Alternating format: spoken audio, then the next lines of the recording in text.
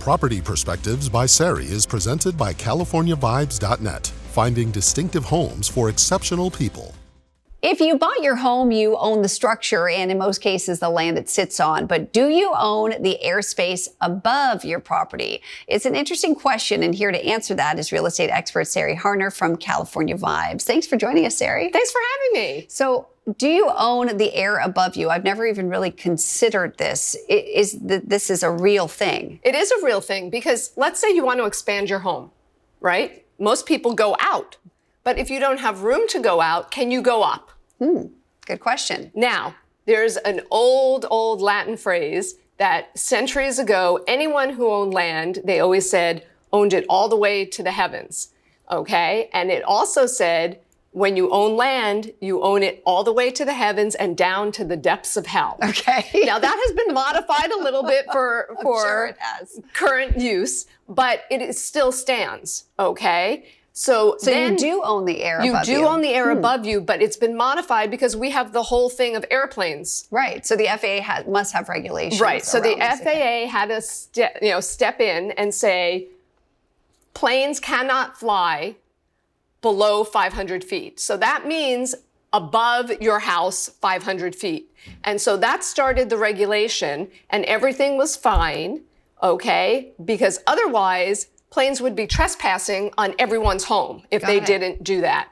Now, they had to modify that again because in World War II, there was a chicken farmer. And the government had planes flying 83 feet above his farm. And what it did was the noise caused all these chickens to run around, run into walls, and kill themselves. Oh, no. So he brought a lawsuit against the government, and he won. And that is what changed the ability that they have to stay above a certain amount of height so that no more chickens die. And that is where the FAA has stayed, but the FAA is now considering new regulations because of drones. Oh, got it. Yes, absolutely. So how far can I build up? Well, you can build up as far as you can use it. Okay. But what if I impede someone else's view? You cannot. You don't own your view. You own the air above you, and you can only use what is reasonable for you to use. Now, there are local zoning rules, that might say, hey, you can't have a second story, or you can't have a fifth story. And that depends on where you live and the local, rules that you have to abide by. But for the most part, you do own the air above you, but not your view, and you can't impede on your neighbors' use of their land either.